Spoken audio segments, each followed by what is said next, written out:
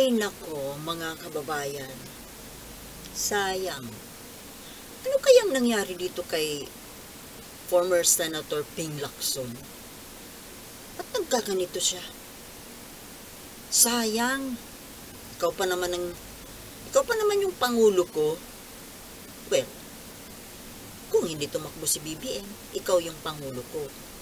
Kaso, ngayon na-realize ko na hindi ka pala dapat naging pangulo talaga. Kasi tingnan mo, yung ginagawa mo ngayon, pahamak ka.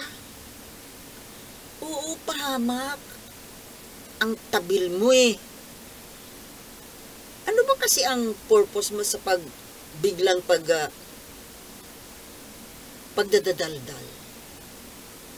Ano, nahawaan ka na yata ng mga pasikat na senador eh. Papasok ka pa namang muli sa Senado. Sa tingin kasi, natural, babalik ka nga ng Senado dahil hindi ka nanalong presidente. At siguro na-realize mo na doon sa survey kasi ang taas ng pwesto mo eh. Top 10. Kaya syempre, may I come back ka. Kaya ngayon ito, parang nagpapasikat. Kaso, itong ginawa po ninyo, Mr. Ping Lacson, delikado. Mapanganib po pala yung bunganga ninyo. Para kayong hindi para naman kayong hindi naging opisyal ng national security. Di ba naging pulis kayo, general? Chief PNP? Di ba ang ultimate dyan yung mga confidentialities, mga top secret. Pero ano itong ginawa nyo? Kasi mga kababayan, mayroon po siyang public announcement na kesyo yun daw na Pag-asa Island, magandang gawing EDCA site. Abay, oo naman. Tama. Tama ka nga naman. Hindi lang naman ikaw nakaisip niyan sa totoo lang. Pero alam nyo, yung nakaisip niyan, maaaring naisip na rin yan ni Pangulo, naisip na yan nila Romualdez, nung mga nila Gibucho Doro. Pero hindi nila kinukwento. Maaring pinag-uusapan na po yan sa loob. Natural, hindi yan dapat idinadivulge publicly. Top secret dapat yan Ano na nangyari sa, mo, Mr. Ping Lacson?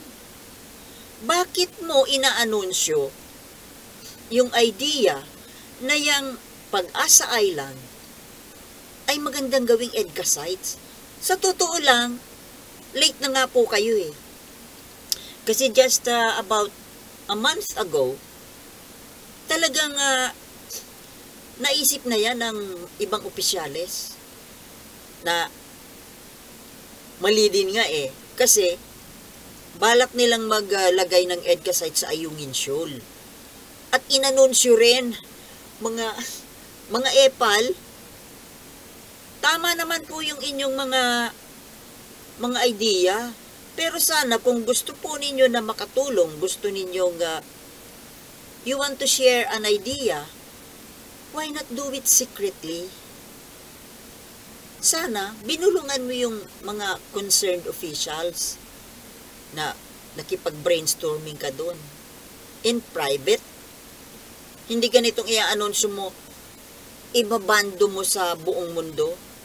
Alam mo na may kalaban tayo At akala nyo ba, hindi naisip yan ng kalaban? Na, ito maaaring gawin ito ni Pilipinas. Nilalagay po ninyo sa panganib ang ating seguridad, ang security ng ating bansa. Kumbaga yung diskarte ng gobyerno natin, ng mga officials ng ating national security ay, anong tawag doon? Mapapalpak Dito sa amin, ang tawag niya, natalang. Talang. Na, imbis na, na-expose eh. Siyempre, pag na-expose mo yan sa kalaban, ano mangyari sa'yo? Di uunahan ka. Ano ka ba naman? Para naman tong masyado namang madaldal, oh. Parang, sino bang madaldal? Di ba babae or bading? Naman, konting konting pino naman po dyan. Alam ng mga tao na sigurado kayong mananalo kung tatakbo kayo sa 2025. No need to be grandstanding po. Kasi nga, dati na kayong naging senador at naging maganda naman yung performance ninyo at tumakbo kayo ng pangulo. Kumbaga, added feather to your cap. Kaso, ito pong sa ginagawa ninyong style na ganito, mas lalong magdadalawang isip yung tao. Mapanganib ang inyong bunganga. Maganda sana yung laman ng utak, kaso yung bunganga pahamak. Ako mismo, gusto ko nga kayo naging pangulo, kung hindi lang kay BBM. O ngayon, ibubuto sana kita sa 2025, senador. Kaso, sa ginagawa ninyo ngayon,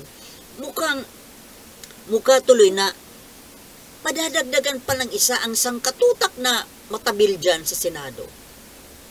O di para na kayong nagbabayuhan dyan. Madadagdagan pa ng isa. Puro na nga grandstanding ang nandiyan dyan eh. Dahil dyan sa mga pasimuno dyan na kung sino pa yung mga walang brains. Yun ang pasimuno ng pasikat eh. Well, dyan mo makikita yung kakulangan dito. Binabawi sa bunganga. O, Mr. Ping Lacson, ganun din ba kayo?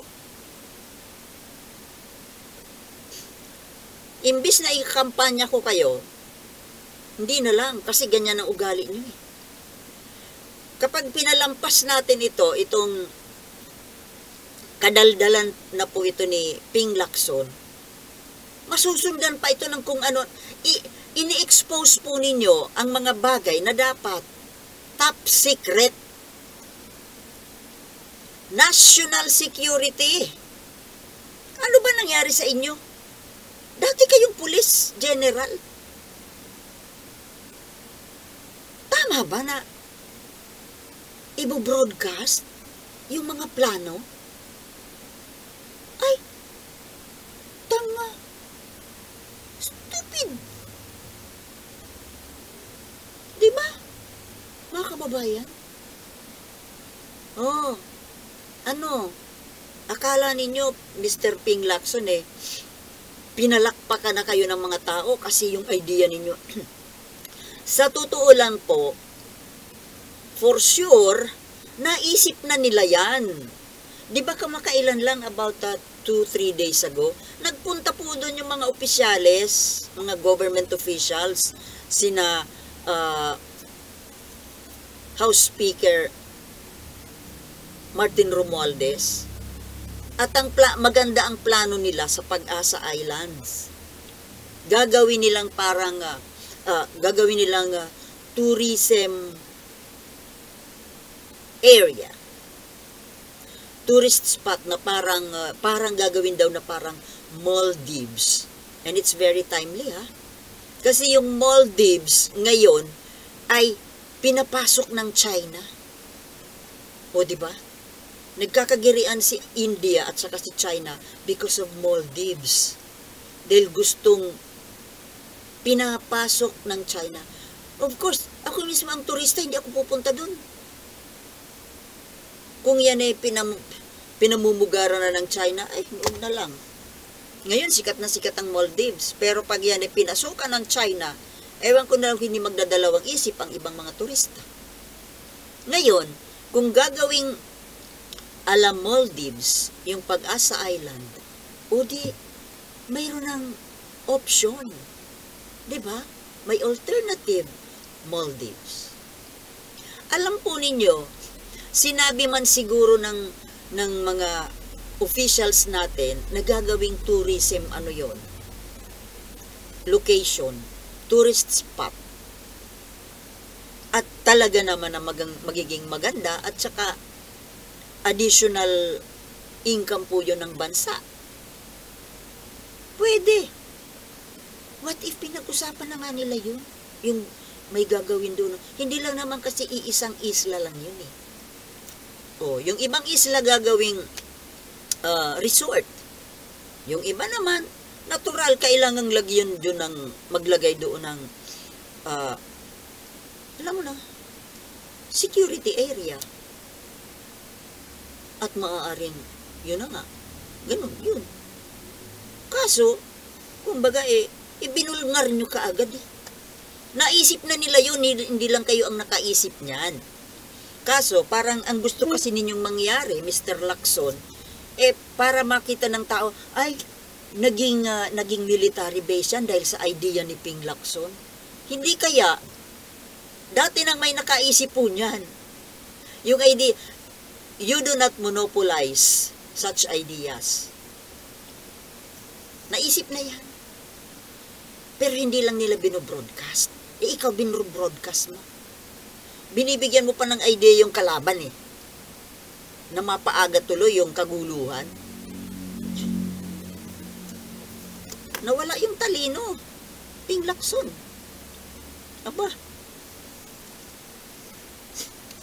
Wag ganyan. Baka hindi kayo manalo.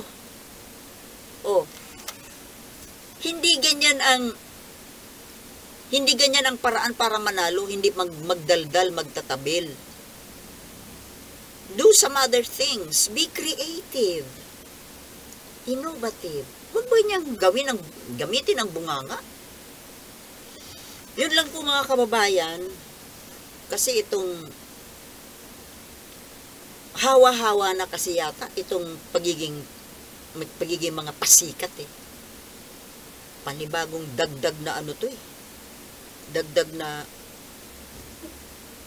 dagdag na pabida dyan sa Senado pag nagkataon. Di na Di bali mga kababayan, hanggang dito na lamang po muna. Thank you for watching and see you in my next vlog. Okay? Peace.